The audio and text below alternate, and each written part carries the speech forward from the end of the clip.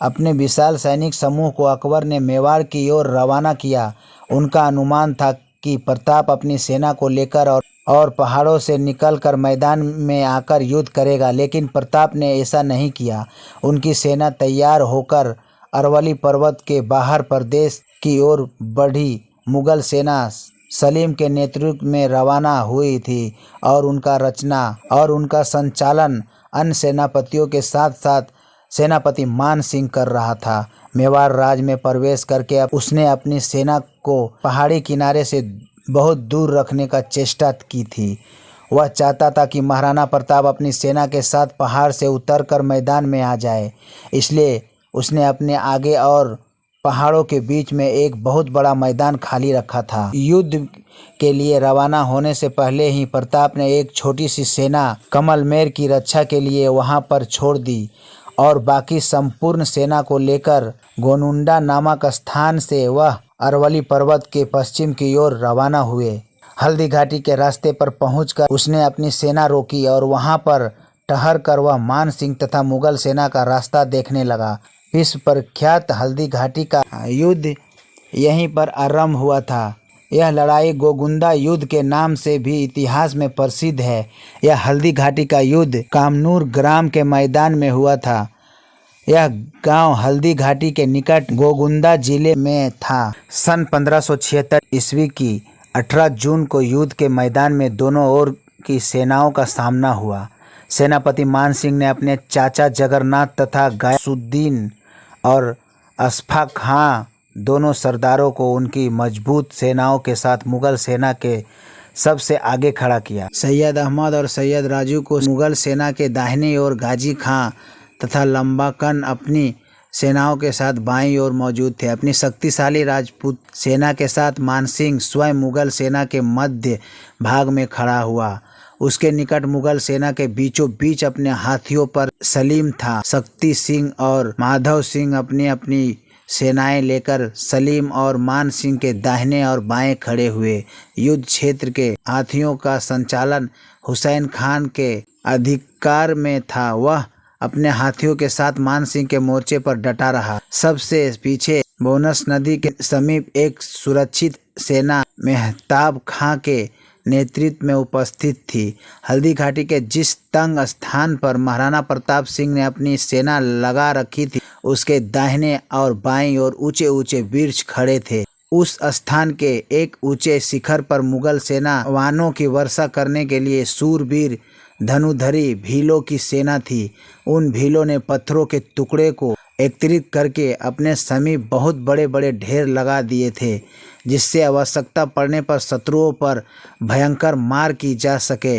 राणा की बाई शेर हकीम खां सूर के नेतृत्व में पठानों की सेना खड़ी की गई थी और एक दूसरी राजपूत सेना राणा के दाहिने ओर थी, जिसका नेतृत्व वीर जयमल सिंह का बेटा रामदास कर रहा था। उसके पीछे ग्वालियर का राम शाह अपने लश्कर के साथ मौजूद था और उसके तीनों लड़के सलीवाहन, भानु सिंह और प्रताप बहादुर राजपूत सेना के साथ युद्ध करने के लिए वहां पर आए थे।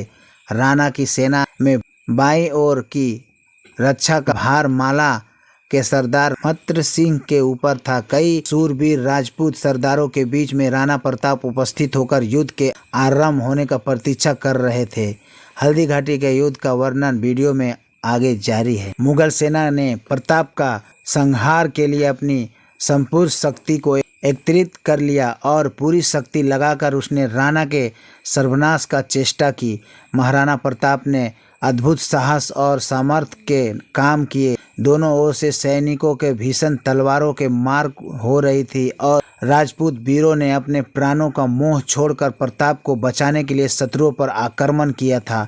इस भयंकर मार काट के दोनों ओर से बहुत ही आदमी मारे गए। राजपूत में मुगल सेना के घेरे को तोड़ दिया और वे युद्ध करते हुए भीतर पहुंच गए थे। उस समय तलवारों की मार दोनों ओर से इतनी भयंकर हो रही थी कि मुगल सेनाओं और सरदारों को राणा प्रताप को पहचान सकना कठिन हो रहा था। राणा के मस्तक पर मेवाड़ का राजछत्र लगा हुआ था, उसको देखकर वे राणा को पहचान रहे थे और एक साथ आक्रमण करके उसे समाप्त करना चाहते थे। महाराणा प्रताप के सामने अब भी किसी प्रकार का भय न था। वह अपने घोड़े चेतक पर बैठा हुए शत्रुओं के साथ साथ भयंकर मार कर रहा था। विशाल शत्रु सेना के सामने प्रताप का शक्तिशाली घोड़ा चेतक अपने अद्भुत दृश्य का प्रदर्शन कर रहा था। उस विशाल शत्रु सेना के बीच में प्रताप के सुरक्षित बने रहने का एक कारण चेतक का आश्चर्यजनक दृश्य था। उसको देखकर उस समय मालूम होता था कि चेतक के संपूर्ण शरीर में विद्युत शक्ति काम कर रही है। उस घोड़े ने महाराणा प्रताप की महान शक्तियों को शत्रुओं के सामने अजेय बना दिया था। प्रताप को मारने के लिए सैकड़ों और सहस्त्र तलवारें एक साथ चल रही थी और महाराणा प्रताप ने चेतक की लगाम दांतों में दबाए अपने दोनों हाथों से शत्रुओं को तलवार चलाकर एक अद्भुत दृश्य उपस्थित कर दिया था। राजपूतों ने प्रताप को बचाने में अपनी कई शक्ति उठा ना रही थी। शत्रु सेना की शक्ति विशाल और विस्तृत थी। हल्दी घाटी के इस युद्ध में अब तक बहुत से राजपूत मारे जा चुके थे। जो शेष रह गए थे उनकी संख्या मुगल सेना के सामने बहुत कम थी। महाराणा प्रताप शरीर में तलवारें के छोटे बड़े सैकड़ों जख्म हो चुके थे और रक्त के फव्वारे छूट रहे थे। युद्ध की परिस्थिति बहुत भयंकर हो चुकी थी और प्रत्येक अवस्था में महाराणा प्रताप के प्राण संकट में पड़ गए थे। ऐसा मालूम हो रहा था कि अब अधिक समय तक महाराणा प्रताप को शत्रुओं के समक्ष सुरक्षित नहीं रखा जा सकता है। इस भीषण परिस्थिति से प्रताप परिचित न थे। युद्ध करते हुए राजपूत सैनिक इस भयंकर अवस्था को खूब समझ रहे थे। ऐसा मालूम हो रहा था कि प्रताप के प्राणों की रक्षा का अब कोई उपाय बाकी नहीं है। यह दृश्य बार बार भयंकर होता गया। शत्रु महाराणा प्रताप को लगातार घेरते चले जा रहे थे और महाराणा प्रताप के दोनों हाथ मार करते करते थक गए थे। राजपूत सेनाओं की संख्या लगातार कम होती जा रही थी। उस भीषण समय में प्रताप को अपने चारों ओर शत्रु ही शत्रु दिखाई दे रहे थे।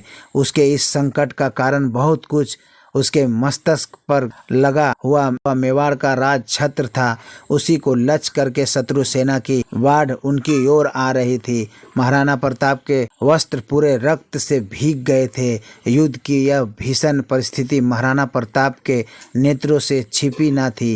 यह भयंकर संकट के कारण राजपूत सेना के बीच में से उठी एक आवाज़ सुनाई पड़ी, महाराणा प्रताप की जय। महाराणा प्रताप ने भी इस आवाज़ को सुना। आवाज़ के साथ ही झाला राज्य का सूरवीर सरदार मुन्ना जी ने अपनी सेना के साथ मुगल सेना के बीच में प्रवेश किया। उससे अपने भाले की नोक से प्रताप का राज छत्र उठाकर अपनी तेजी के साथ अपने मस्तक रखा कि शत्रुओं में किसी को कुछ समझने का अवसर ना मिला। मुन्ना जी ने अपने घोड़ों को प्रताप के आगे ले जाकर महाराणा प्रताप के पीछे हट जाने को संकेत किया और वह स्वयं शत्रुओं के युद्ध करने लगा। महाराणा प्रताप ने मुन्ना जी का उद्देश्य समझने में देर ना लगी। वह अपने घोड़े पर बैठा हुआ राजपूत सेना के बीच होकर वहां बाहर निकल गया। शत्रुओं को घेरा बहुत सक्रिय हो गया था। बाहर निकलकर प्रताप ने कुछ समय तक युद्ध की गति को देखा। शत्रुओं को दबाव बढ़ता गया और कुछ ही समय में झाला नरेश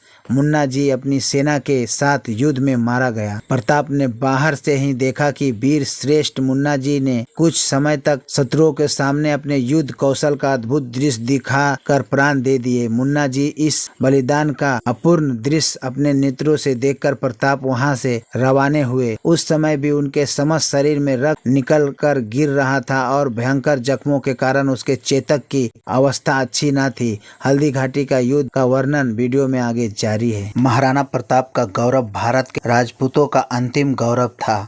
अपनी छिन्न भिन्न और दुर्लभ शक्तियों में उसने जिस प्रकार भीषण कठिनाइयां और असह्य विपदाओं का सहन कर सम्मान, स्वाभिमान और स्वाधीनता का युद्ध जारी रखा, उसे देखकर सम्राट अकबर ने सदा के लिए प्रताप के साथ युद्ध करना बंद कर दिया। अकबर के अनेक गुणों में एक गुण यह भी था कि वह जातीयता के भेदभाव को भूलकर स्वाभिमानी शूरवीरों का सत्कार करना जानता था। उसका यह गुण उनके शौर्य और ऊंचे गौरव का प्रमाण देता है। जिस राजपूत राजाओं ने उसके सामने आत्मसमर्पण किया था, उसकी अपेक्षा उसके हृदय में महाराणा प्रताप के लिए अधिक सम्मान था।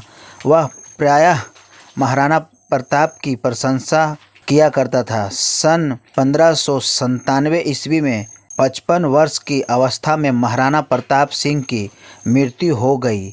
मरने के समय उनके अंतःकरण में एक पीड़ा थी।